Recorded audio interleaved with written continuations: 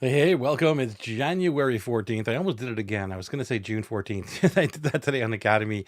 And just that the 14th and the J is just so close to June 14th, which is my birthday, by the way. I don't know why I start off the show that way. But anyway, welcome to January 14th. It is 7 o'clock, 7:01. And my name is Joey Ragona. You're here for Heart Centered Marketing.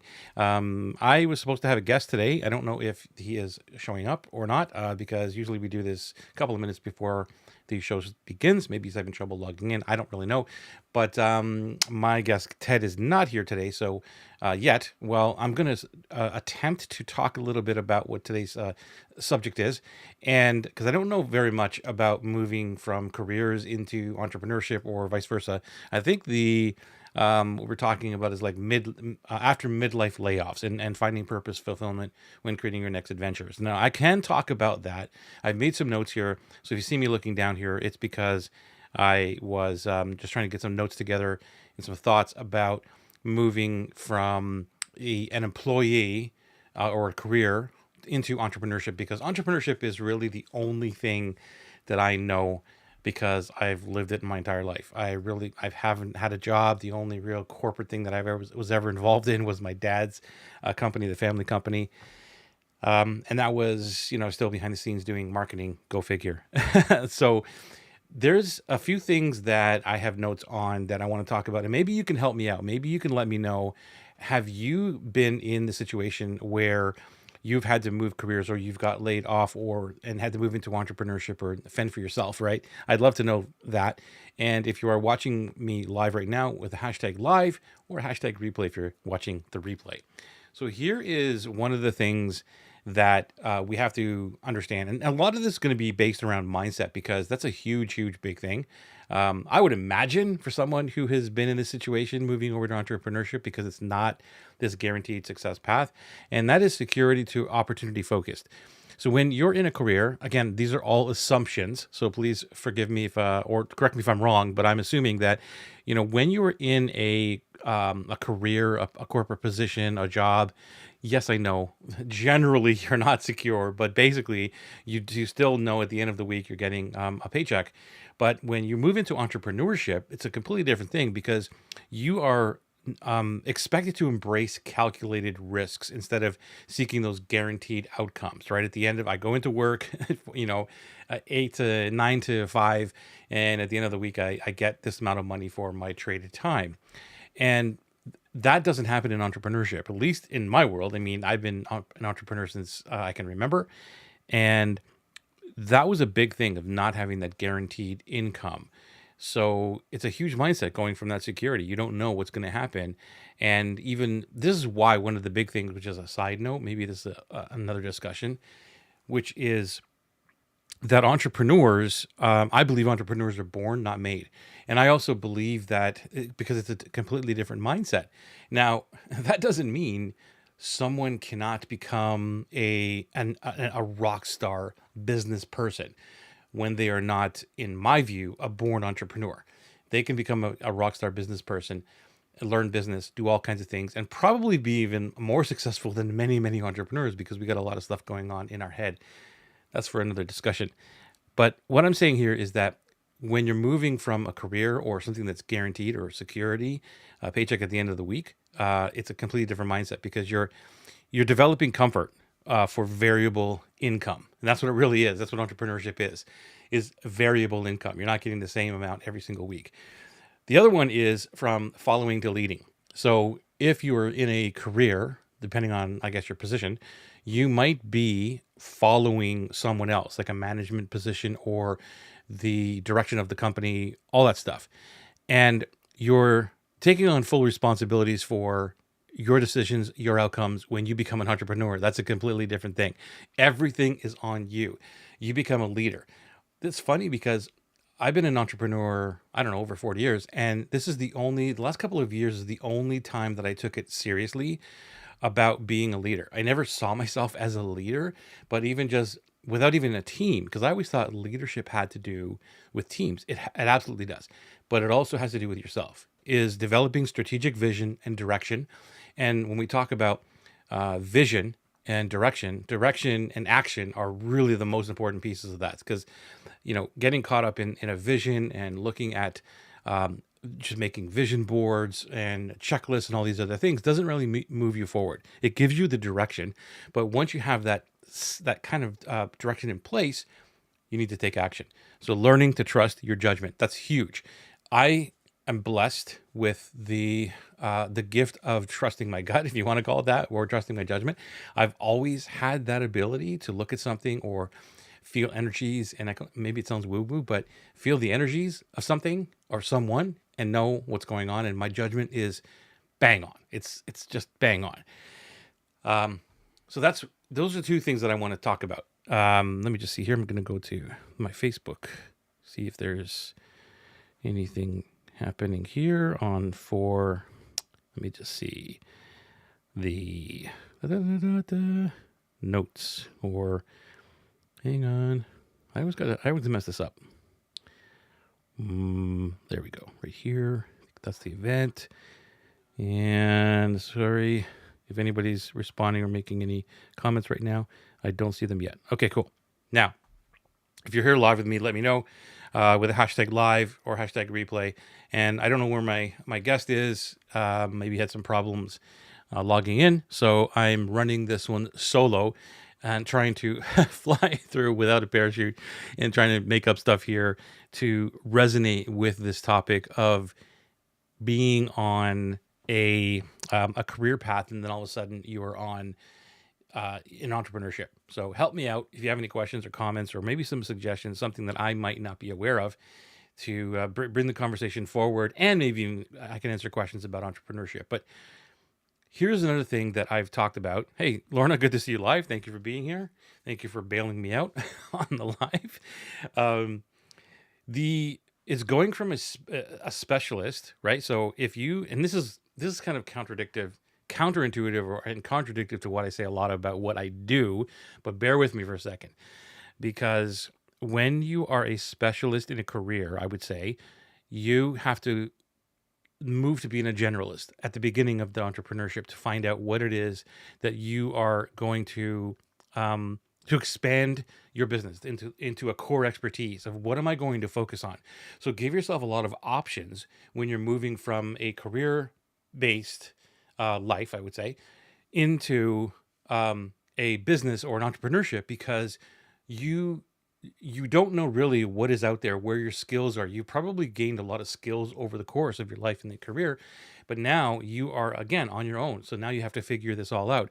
Is understanding the aspects of the business operations, all of those things, even though you're not going to be doing it. This is one of the big things that I talk a lot about with clients, because we have this perception, which is not wrong, by the way, of we need to do what we're great at and let everybody else do their stuff. Or most of the time is I'll hear that I don't want to be doing marketing, or I don't want to be doing research, or whatever the thing is, because they don't like doing it.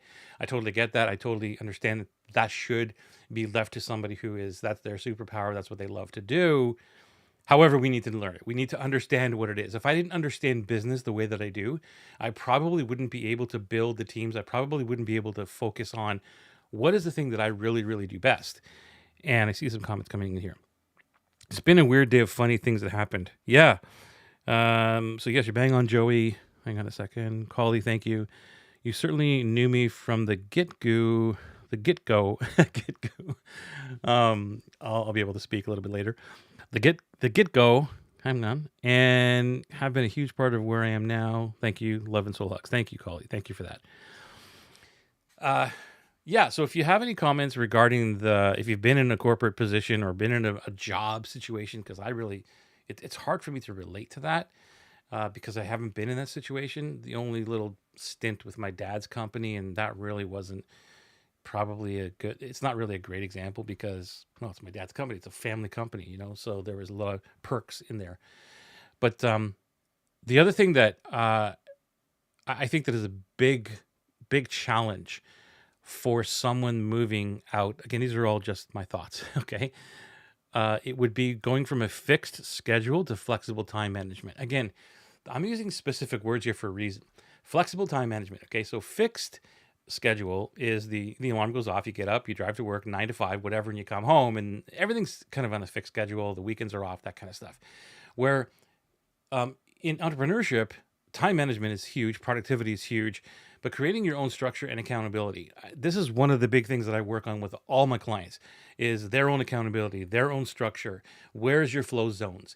And learning all of this stuff, if you've never really had to learn it, is a big mindset shift because you're going into flexible time management. It's understanding who you are as a person and what your natural circadian rhythms are. All of these things come into play that probably you never had to worry about before because it was go to work at 10 o'clock. There's a break at 12:30. You have lunch and whatever it is.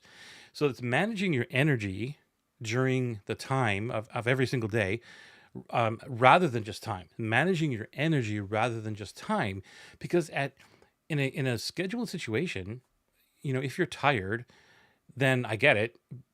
Maybe you just have to say, oh, wait, it's 3 o'clock right now. I just got to burn through the next 2 hours and then I'm on my way home and I can veg out and watch Netflix or whatever it is that they do. Right. And again, I'm not judging anything. I'm just guessing here of what are the differences between an entrepreneur and someone who has been in a career-based business in the midlife and maybe have gotten let go from the job and now they're moving on to their business. There's a lot of these mindset shifts, and these are just some of them. These are the tip of the iceberg, I should say. And then this is a big one too, is about the problems that are coming up. So every problem that you solve is creating another problem, which it could be a good thing.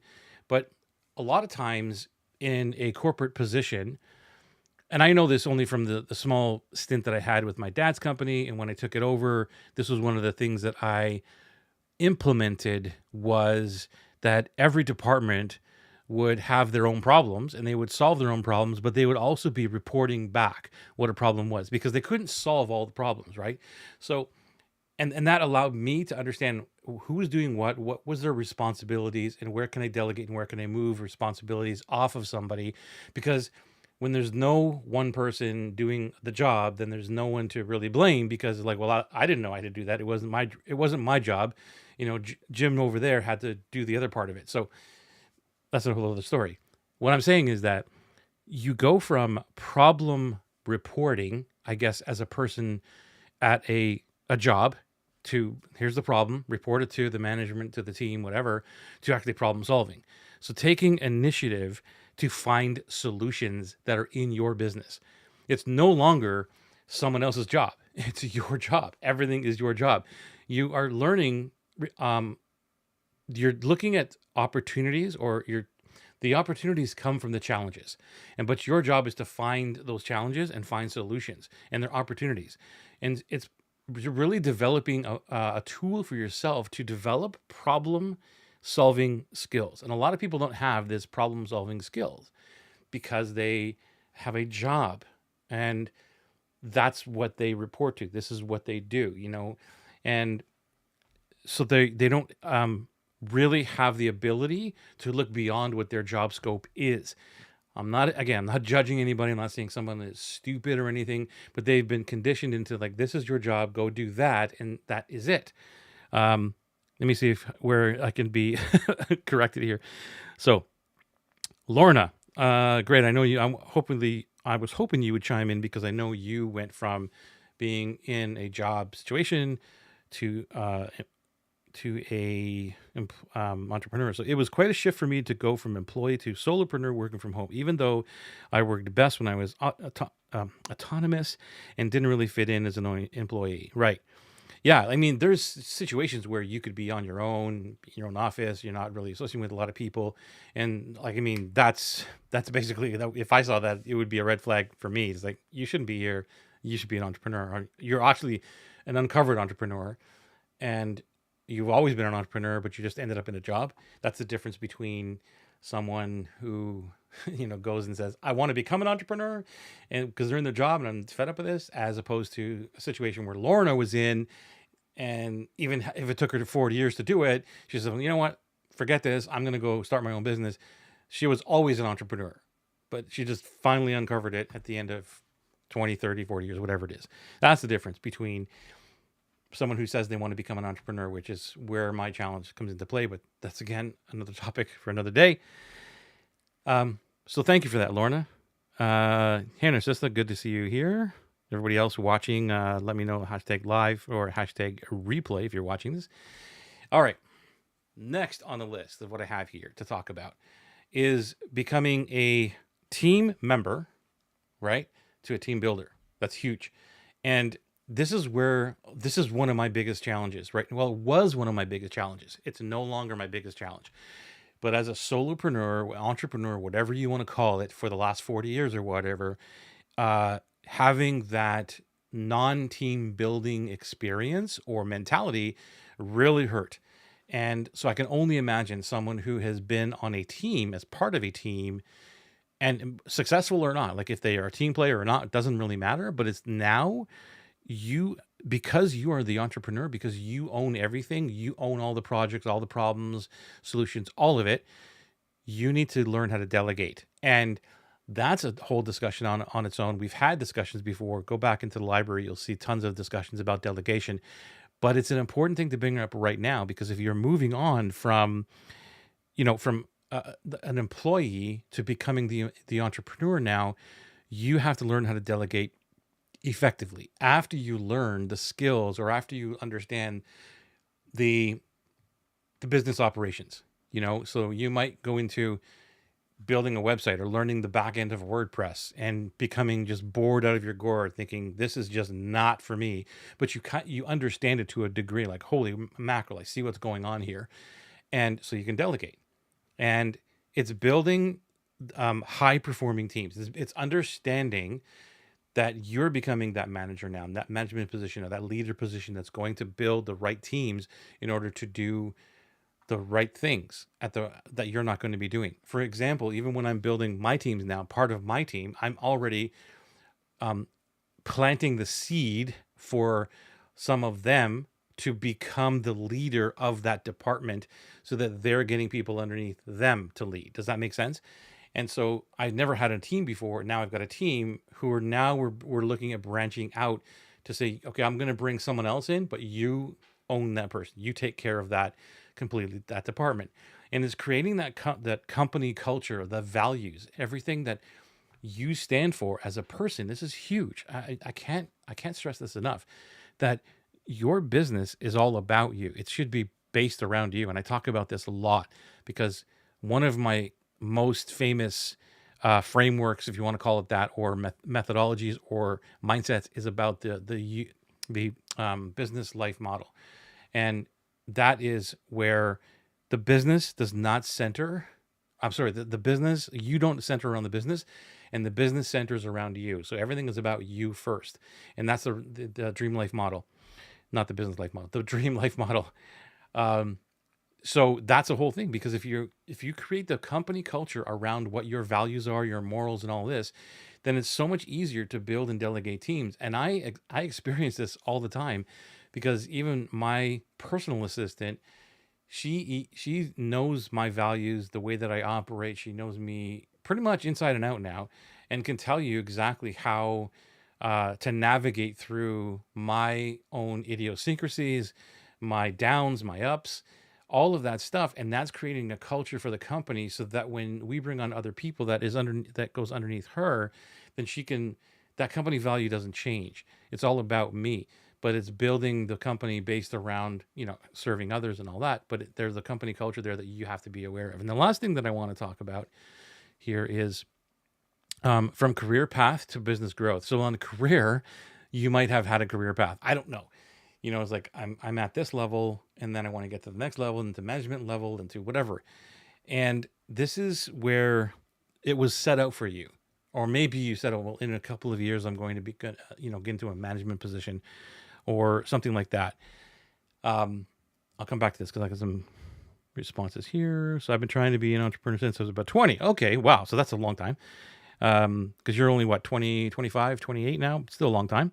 And I was always an entrepreneur. Narcissa says, I was always an entrepreneur and worked until I couldn't due to health. Wow. So, okay. Yeah, I got it. I get that, Narcissa. Like that's part of who you are. And That's what I mean by when you are a true entrepreneur, born entrepreneur, you know it. You can tell the difference between someone who is not an entrepreneur that is just running a business and again, they could be way more successful than us. I've seen probably more successful people that are not born entrepreneurs than I've seen entrepreneurs successful because we're just scattered all over the place. But yeah, thank you for that. So let me go back to the career path to business growth because this is where before it might have been set out for you, or you would sit back and say, all right, I'm gonna retire in 10 years or 15 years, and here's what I'm going to do. 3 years I'm gonna be here, next 3 years I'm gonna be there. So it's kind of laid out for you, or you're laying it out based on that stability, right? Where when you are moving over into entrepreneurship, your success path is you're setting your own metrics, and sometimes we lay back and not set the metrics and do not, and I'm speaking strictly from me, and I've seen clients as well like this, but mainly from me, the mistakes is not really setting metrics, is thinking, well, I've got time, or you're too afraid to move and you're not setting metrics, which you're not measuring things, and then the business doesn't grow. So there's both ends. There's the scared growth end of it, where like, or thinking that we have time growth end of it, like I'm only 40. I'll wait. We've got a couple, a few years, whatever it is. Or there's the other part of it, which is I'm just going to run with everything. And then the business isn't growing. So then you get scared of the non-growth, change directions and all these other things. And because you weren't measuring back, like looking back in 90 days. And I love that Steve Jobs quote where you can't measure, what's going on. You can't connect the dots unless you're looking backwards. And I learned that a few years ago, probably would have wanted to learn that or at least adopt it a few years before that. But now that I've been measuring things, what's going on, like it's easier to see the growth, or it's easier to see where the mistakes are, where the growth isn't happening, so that you could pivot or move or eliminate or or change that one thing, not the incomplete direction of the business, which again goes back to, okay, that was the vision of the thing, but are you um, pulling away from all of that just because there is a trend happening or things aren't working the way that you saw it working, and then you stop taking action and you just change things because you think it's not working. This is all about long term, and again today, even on Academy, we talked about this. I think it was Sandy, so thank you, Sandy, if you're watching. I think she brought up the fact that one, I believe that this is always a long term game, and that sucks because a lot of people want immediacy. Millennials, I'm talking to you especially, so they want immediacy, they want everything happening, but this is long term business strategies. Something doesn't change with overnight, and it may not even change in a year. It'll change maybe in 3 years. You'll start to see something, and you're focusing on sustainable growth. You're not focusing on you know um, one hit out of the park. You're like, wow, that was a home run, fantastic, I won.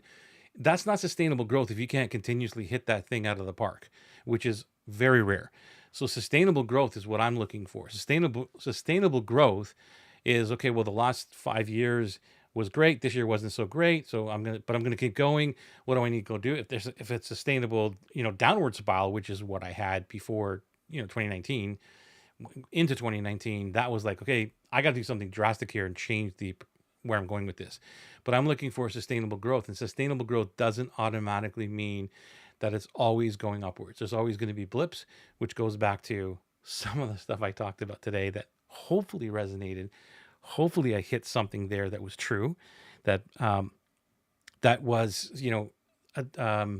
identifiable to you who has been in an employee position moving into entrepreneurship. So thank you. Did I miss anything? No, I did not. Okay, so there we go.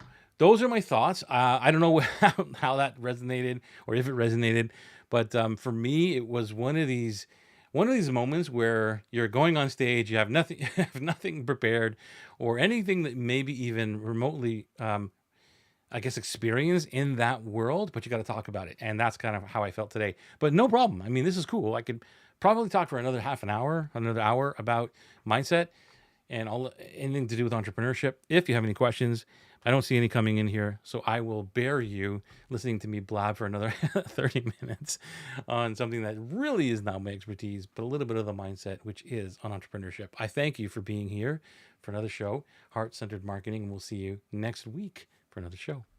Bye.